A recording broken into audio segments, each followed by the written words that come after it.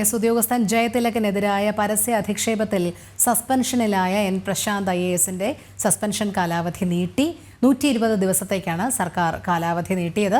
Review കമ്മിറ്റിയുടെ ശുപാർശ പ്രകാരമാണ് നടപടി. ടിൻഡു ദാസ് ചേരുന്ന വിവരങ്ങളുമായി. ടിൻഡു, IAS ഉദ്യോഗസ്ഥൻ ജയതിലകിനെതിരായ പരസ്യ അധിക്ഷേപത്തിൽ സസ്പെൻഷനിലായിരുന്ന എൻ പ്രശാന്ത് IASന്റെ സസ്പെൻഷൻ കാലാവധി നീട്ടിയിരിക്കുകയാണ് സർക്കാർ. 120 ദിവസത്തേക്കാണ് സർക്കാർ കാലാവധി നീട്ടിയിരിക്കുന്നത്. എന്താണ് വിവരങ്ങൾ?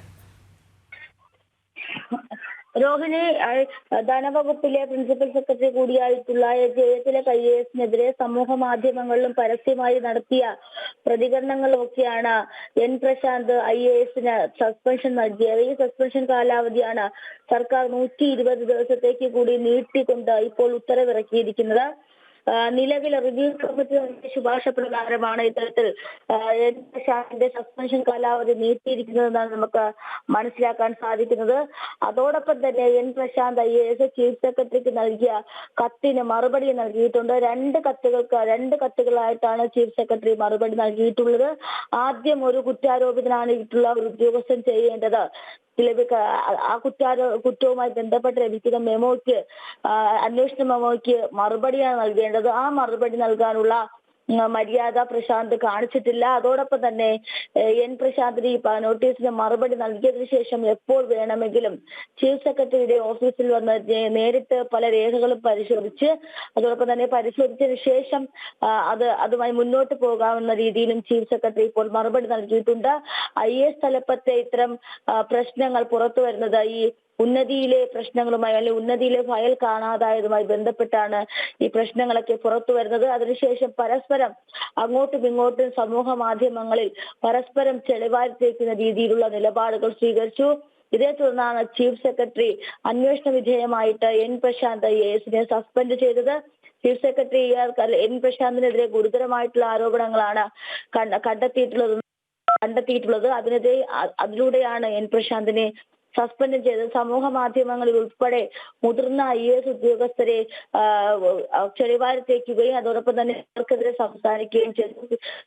പിന്നീട് അതിനുശേഷം ഒരു ഘട്ടത്തിൽ പോലും പരാതി നൽകാനോ അല്ലെങ്കിൽ മുതിർന്ന ഉദ്യോഗസ്ഥർക്കെതിരെ നടപടി വേണമെന്ന് ആവശ്യപ്പെടാതെയോ ആണ് ഇത്തരത്തിൽ എൻ പ്രശാന്ത് പരസ്യമായിട്ടുള്ള വെല്ലുവിളികൾക്ക് ഇറങ്ങിയത്. ഇതൊക്കെ ചൂണ്ടിക്കാണിച്ചാണ് IAS ചട്ടപ്രകാരം അല്ലെങ്കിൽ IAS ചട്ടപ്രകാരമുള്ള കുറ്റങ്ങൾ IAS ചട്ടം ലംഘിച്ചു എന്ന് ചൂണ്ടിക്കാട്ടി എൻ പ്രശാന്തിനെ സസ്പെൻഡ് ചെയ്തത്. എന്തായാലും 120 ദിവസത്തേക്ക് കൂടി പ്രശാന്തിനെ ഈ സസ്പെൻഷൻ കാലാവധി നീട്ടി നൽകിയിട്ടുണ്ട്. നിലവിൽ നൽകിയിട്ടുള്ള നോട്ടീസിൽ 15 ദിവസത്തിനകം മറുപടി നൽകണമെന്നും ചീഫ് സെക്രട്ടറിയുടെ നിർദ്ദേശമുണ്ട്. അതെ ടിൻഡു, എന്തായാലും 120 ദിവസത്തേക്ക് സസ്പെൻഷൻ കാലാവധി നീട്ടിയിരിക്കുകയാണ്.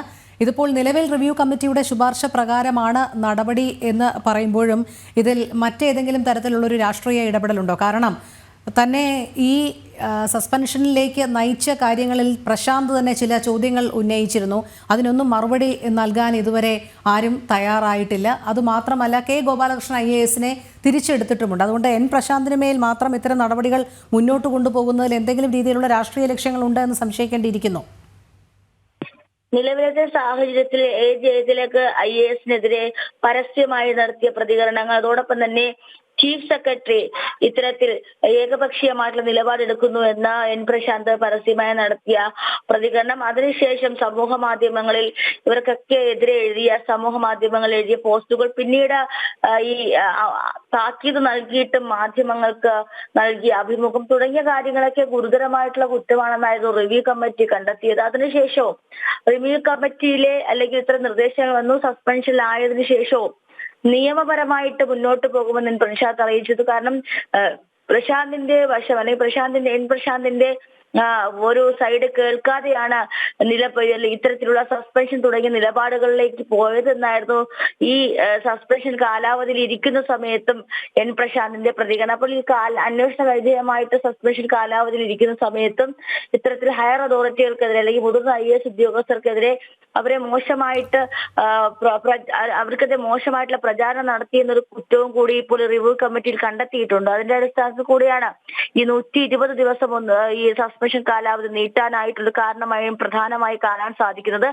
അതോടൊപ്പം തന്നെ കെ ഗോപാലകൃഷ്ണൻ IAS സസ്പെൻഷൻ കാലാവധി അവസാനിപ്പിച്ചുകൊണ്ട് ക്ലീൻ ചീറ്റ് നൽകിക്കൊണ്ട് സർവീസിലേക്ക് തുടരാനുള്ള അനുമതിയും ഇപ്പോൾ നൽകിയിട്ടുണ്ട്.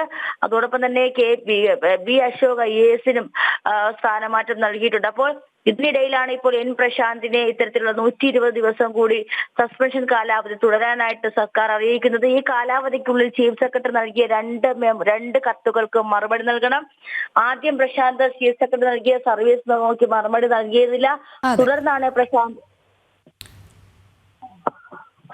ശരി, ടിൻഡു ദാസാണ് വിവരങ്ങൾ നൽകിയത്. ചേർത്ത് വയ്ക്കേണ്ട കാര്യം കൂടി, അതായത് ജയതിലകിനെതിരെ ഗുരുതരമായ ചില ആരോപണങ്ങൾ. കാരണം ഈ സസ്പെൻഷന് ശേഷം അദ്ദേഹം ഒരു മാധ്യമത്തിന് നൽകിയ പൂർണ്ണമായ അഭിമുഖം ജനം ടിവിക്കായിരുന്നു. ജനം ടിവിയിൽ അദ്ദേഹം പറഞ്ഞതിൽ ഗുരുതരമായ ആരോപണങ്ങൾ തന്നെ, അതായത് തനിക്കെതിരെ വ്യാജരേഖ അടക്കം ജയതിലക് ചമച്ചു എന്നടക്കമുള്ള ആരോപണങ്ങൾ അന്ന് പ്രശാന്ത് ഉന്നയിച്ചിരുന്നു. എനിക്കൊന്നും ഈ സസ്പെൻഷൻ നീട്ടിയതിൽ അതും ഒരു കാരണം ആവാൻ സാധ്യതയുണ്ട് എന്ന് എനിക്ക് തോന്നുന്നു.